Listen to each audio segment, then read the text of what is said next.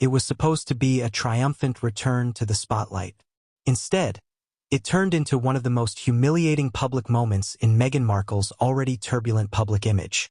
At the 2025 Slammy Awards, in front of Hollywood's elite and broadcast audiences worldwide, Meghan Markle was loudly booed off stage with chants of MEG, "Get out," echoing across the arena. This wasn't a glitch or a few rowdy hecklers, it was an undeniable, thunderous wave of rejection. And it wasn't just about the moment.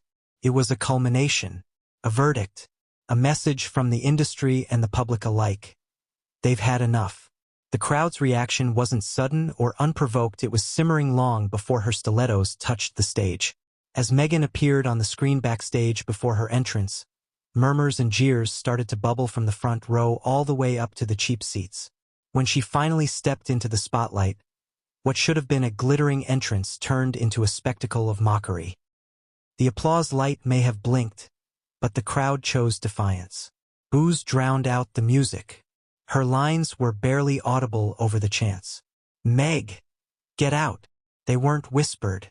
They were shouted with a mixture of ridicule and resentment. This reaction didn't come out of thin air. Over the past few years, Meghan Markle has alienated not only British royalists but also Hollywood insiders who once welcomed her as one of their own.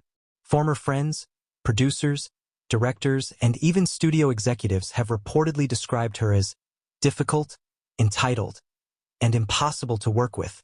Her constant attempts to reframe her narrative first as a victim, then as a visionary seem to have lost their charm. The industry that once indulged her now openly rolls its eyes. And on that stage at the Slammy Awards, they didn't just roll their eyes, they booed.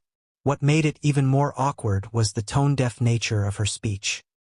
Attempting to mix activism with glamour, Meghan began with a hollow anecdote about resilience and redefinition, a speech clearly written to resuscitate her dwindling brand. But the audience wasn't buying it. The moment she invoked her global impact on storytelling, laughter broke out, not the warm kind, but the mocking kind.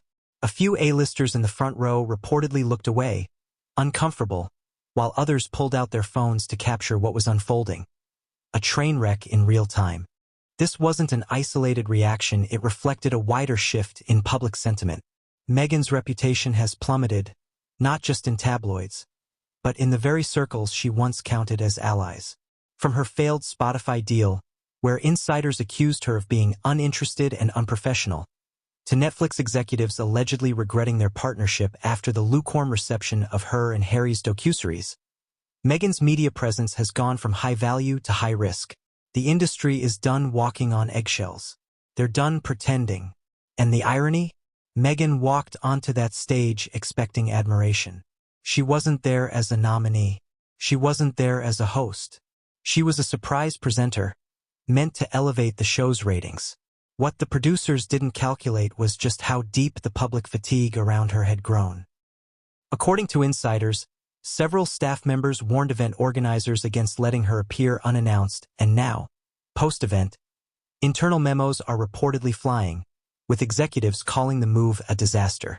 In the hours that followed, social media exploded.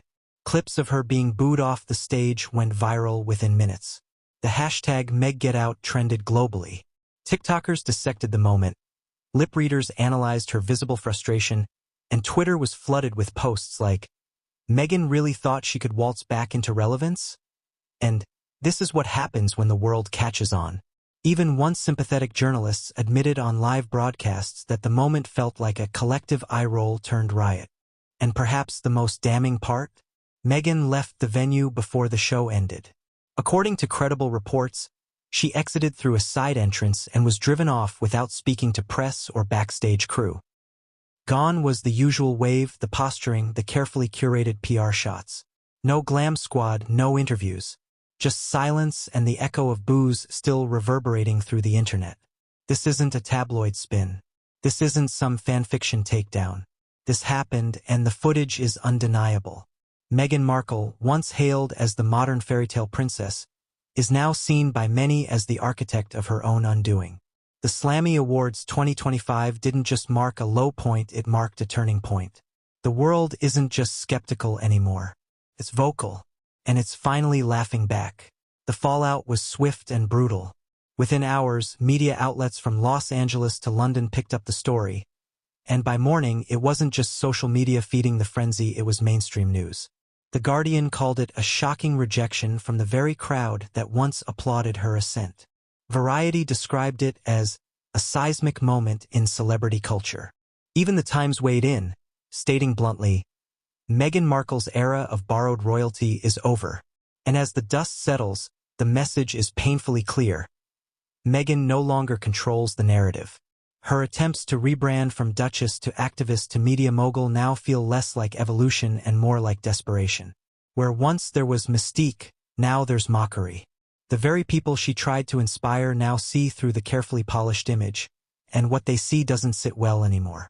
Public figures can recover from controversy, but only when they acknowledge it, when they listen. Meghan, however, keeps doubling down. And if the Slammy Awards taught us anything, it's that the public has moved on not with apathy, but with active rejection. The fairy tale is over, and the audience just booed the final act.